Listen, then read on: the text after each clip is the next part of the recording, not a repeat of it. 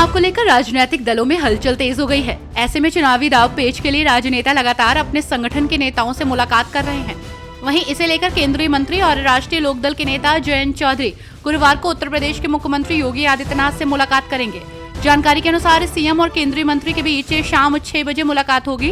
अब तक मिली खबरों के मुताबिक दोनों के बीच यूपी की 10 सीटों पर होने वाले उपचुनाव पर चर्चा हो सकती है। दावा है कि रालोद ने बीजेपी से यूपी में 2 सीटें डिमांड की है।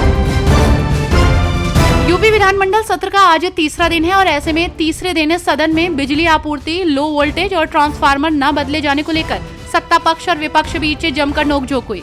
ऐसे में विपक्ष के विधायक प्रभु नारायण सिंह ने सवाल उठाया कि प्रदेश में बिजली आपूर्ति बाधित हो रही है।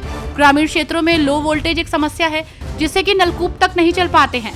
किसानों को मुश्किल होती है। दिल्ली के राजेंद्र नगर में राव कोचिंग के बेसमेंट में पानी भरने से 3 छात्र छात्राओं की मौत होने और प्रदेश सरकार की सख्ती पर वाराणसी विकास प्राधिकरण पूरी तरह से हरकत में नजर आया। कोचिंग संस्थाओं का हब माने जाने वाले भेलूपुरे थाना क्षेत्र में विकास प्राधिकरण सचिव डॉक्टर वेद प्रकाश मिश्रा के नेतृत्व में पहुंची टीम ने एक कर 4 कोचिंग संस्थाओं को सील कर दिया। कार्रवाई के दौरान कुछ संचालकों ने विरोध करने का प्रयास किया, लेकिन वीडियो की सख्ती के आगे एक नहीं चली। उत्तर प्रदेश के डिप्टी सीएम केशव प्रसाद मौर्य ने एक बार फिर सपा प्रमुख अखिलेश यादव पर हमला बोला है। केशव प्रसाद मौर्य ने सोशल मीडिया पर पोस्ट लिखते हुए कहा, कांग्रेस का मोहरा सपा बहादुर अखिलेश यादव। जिस तरह राहुल गांधी की जाति पूछने पर उखड़े, उससे वो नेता कम बल्कि गांधी परिवार के दरबारी ज्यादा लगे। 2027 में 2017 दोहराएंगे।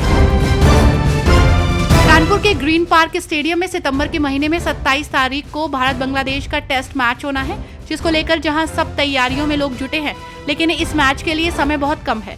इसको लेकर ग्रीन पार्क प्रबंधन परेशान दिखाई दे रहा है और आनन फानन में तैयारियां करता दिख रहा है।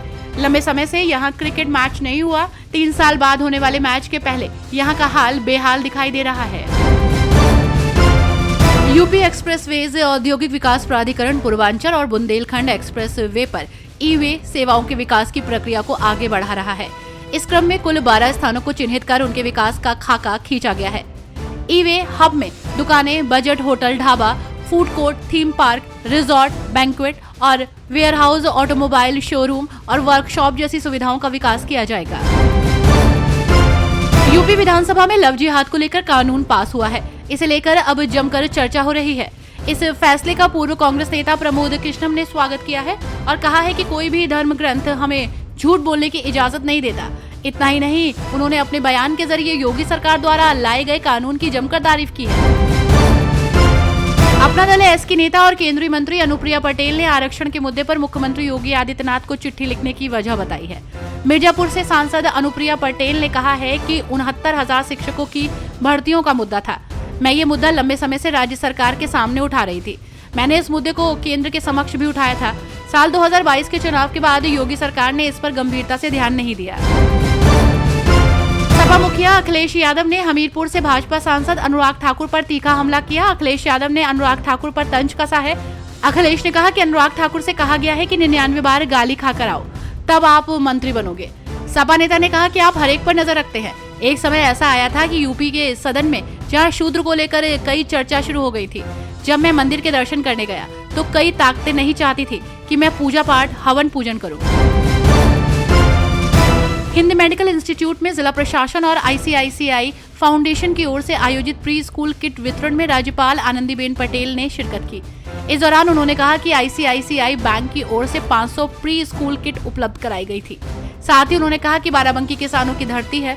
विरोध व्यक्त करने के लिए फसलों को फेंकने की जगह आंगनबाड़ी केंद्रों को दे देना चाहिए ताकि बच्चों को पोषण मिल सके। लोगों को सृजनात्मक सोच रखनी चाहिए।